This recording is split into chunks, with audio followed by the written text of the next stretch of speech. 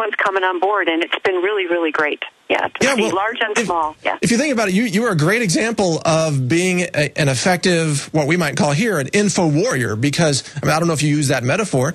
Maybe you're an info educator, whatever metaphor you use, but this shows the power of one individual to initiate, to catalyze change that can change the world. Yeah, and it's just one of the things is that I just keep going. You just keep going, because a lot of times, I mean, I didn't know where this was going to end up. I had no idea, but, once you feel the call, you just got to keep going. And that's the advice that I give folks. If you have, join us, get your, invite your community to keep coming, and just keep going. Maybe you get a few no's. Maybe everybody says no at the beginning, but you just keep going, and pretty soon people start going, yeah, this sounds like a good idea. We could do this. We've got a few people that were, pretty adamantly against this when we started, within the industry, because they were afraid, and now they're on board. I mean, it's just been amazing to watch. Yeah. So, my main message is to be any kind of a peaceful warrior. It's just to keep going and to keep listening to your heart. Yeah. Absolutely. Well said, Pam. I want to thank you for taking a few minutes to join us here on the InfoWars Money Bomb. And by the way, I'd really love to have you on Natural News as a guest later on. So let's plan to exchange some texts after this. I think more people need to hear an extended interview with you, a lot more details. So thank you, Pam. Much appreciated. You bet. Can I just, one more thing? Can I just invite people to please visit us at labelgmos.org. If you live in California, please help us gather signatures. You can sign up there. And if you don't live in California, the way that you can help us out is by donating, because what happens here will impact everybody. Thank you so much for having me on. Really good point, Pam. Labelgmos.org. And that's plural, labelgmos, plural.org. Because we don't want to label just one of them. That apple, that's modified. But the rest, you don't know. No, we want to label them all. That's what this petition is all about. All right, now I believe we have on the line joining us is Rachel Pachivas. Not ready yet. Okay, she will be joining us here in a couple of seconds. But along the lines here, by the way, I mentioned the importance of InfoWarsMoneyBomb.com. Well, of course, this is a fundraising broadcast for InfoWars, which continues to fight the frontline battles right here on many issues, not just GMOs, but also free speech and politics and Federal Reserve and all of these issues that affect you and your children's future. So please consider supporting InfoWars Money Bomb. I'm here as a volunteer also, and in fact, I was here juicing for the whole crew. I'll talk about that more later. Got a big bag of carrots right here under the seat. Believe it or not. Seriously, here we go. 15 pounds of carrots. This is what we have yet to juice here. For the crew. We're going to try to keep everybody powered up, juiced up with some good, fresh, organic, non-GMO produce. So Rachel is on the line. Rachel, thank you for joining us. Welcome to the InfoWars Money Bomb. Thank you for having me. Thank you so much. It's great to have you on. Sorry about the delay there, Rachel, and I know you only have a few minutes to join us. That's okay. Let's jump right into it then. Tell us what has been happening there in Oakland with GMOs, with the GMO petition, but also with some of what you observed over the last couple of days with the Occupy protest. Yeah, so I went the other night, Tuesday night. I have some friends who have a traveling tea bus. And we just pulled up and we started serving tea to everyone, and everyone was just really, really open, and everyone was really welcoming, and it was really nice to see such an eclectic group, and there's just people of all different kinds hanging out, sitting in circles, drinking tea together. So it was really eye-opening to see all of it and envision something so amazing. So right here in our own backyard. You get a good feeling of community involvement there, and a lot of people peacefully working in a common direction. Is that kind of the takeaway? That was your experience? Oh my goodness! Yes, it was so amazing. Like, one of my girlfriends and I were walking through, and there's a tent for a library and a media center and a prayer center. There's a children's tent. There is meditation and grounding. There was a garden. There was like a kitchen and sanitary and composting and recycling. And everyone's thanking everyone all the time and just really appreciating everyone who's there. And they're just such lovely people. And you see stuff on the TV and YouTube and everything, and you're not really sure what their goal is and what everything's going on. But when you go there and you talk to people, all they want is equality. You know, all everyone wants is to be the same as everyone else and just be one with everyone. And it was really, really nice to be a part of it for a few hours. Well, but there was some violence reported there. Let's see, the report, city officials said that there were protesters hurling rocks, explosives, bottles. I mean, these are their own words, but that apparently that was a completely different group. Did you see that group? Did you have any knowledge of that group? You know, what I experienced was nothing like that. And I spoke with a few people who were brutalized by the police, and they were saying how they feel the police is hiring people to come in and start arguments and start mayhem and chaos going on in the camp.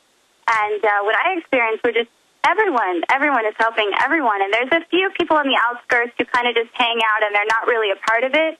But those people kind of, they go away because they feel that that's not what is going on there. And the people that are there for the right reasons are all working together, and they're working at, it was 9 o'clock, 10 o'clock at night. They were nailing in garden beds and creating bins and organizing for compost and creating an altar. That's the general reason I went there was because I wanted to have some GMO info on one of the altars there. One of our volunteers mentioned to me that they're creating an altar, and she'd love to have something of GMOs there. Well, I'm curious. I mean, an altar. What kind of altar? What symbols were being used there? What was it being? What was the? There were peace signs. There were flowers. There was the American flag.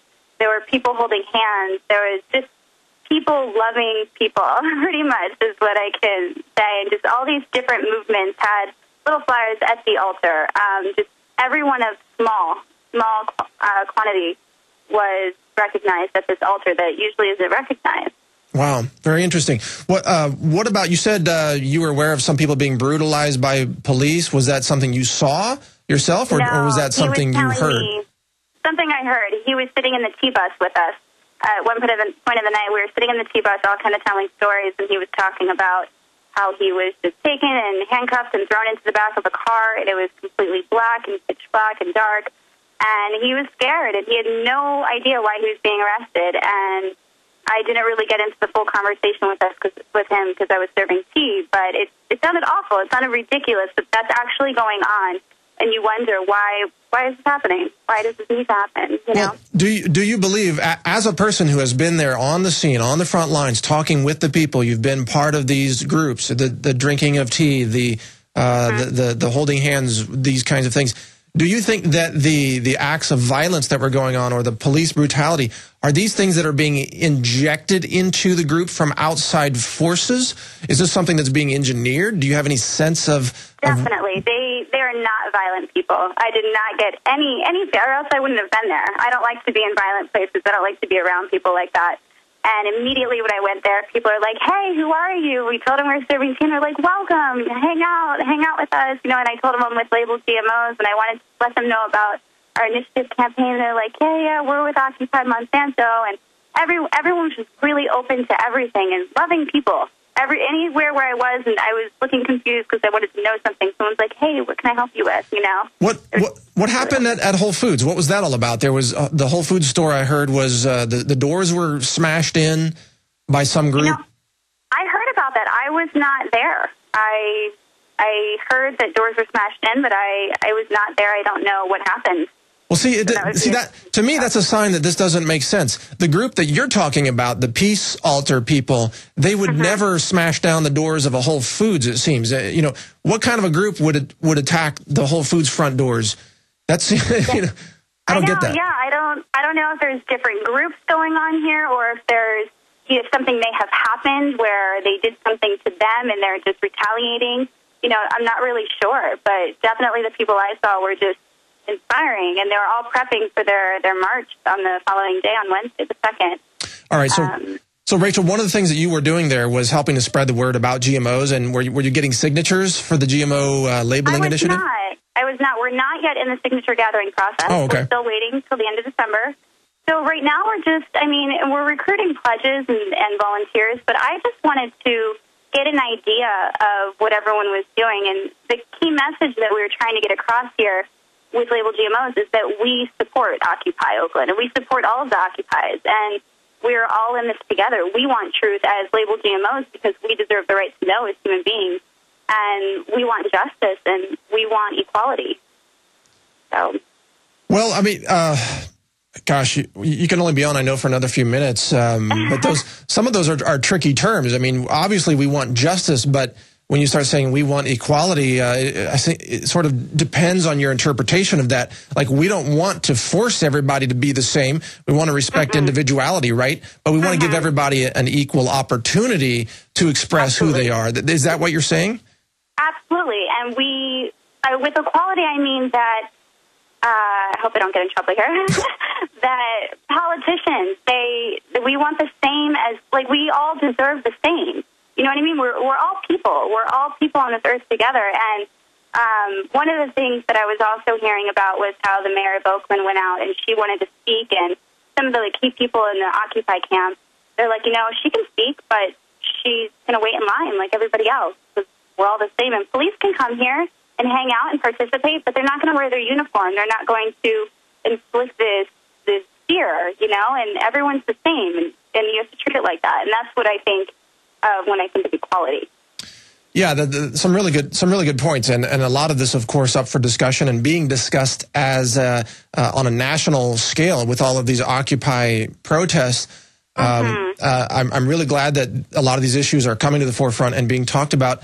And because really, if you look at the GMO issue, Rachel, the GMO issue is about transparency. It's really about corporate transparency, right? Let's know what's in our food. What if we had corporate transparency with the Federal Reserve, too? Like, let's know what's in our money, so to speak. Absolutely, yeah. Do you find a lot of resonance with that kind of issue with the people that you've been hanging out with, too? Do they talk about the Fed? I haven't heard much about it, but I'm sure that it's in the back of their minds, and they think about it, and I think it kind of correlates with everything that's going on, all of the Occupies, all over the country, and that's kind of where it all stems from. It stems from corporate power, and it's just not okay, and people are finally standing up to it and finally doing something about it. Yeah, isn't that fascinating? The corporate power has infiltrated every little corner of society. It's infiltrated politics. It's infiltrated food and farming. It's infiltrated medicine. It has infiltrated war. I mean, war. What is war but really an excuse to funnel more money to more corporations that are building more bombs and making more bullets and then causing more war? Absolutely. It's insane.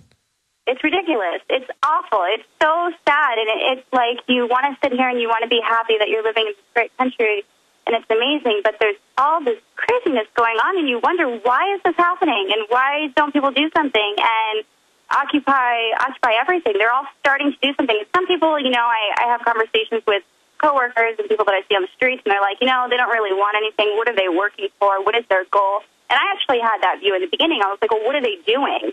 But you think about it, and it takes a while for a group of people with so much motivation and so much hype to actually find a common goal and to think about everyone having one little goal and how they all kind of have this correlation with each other.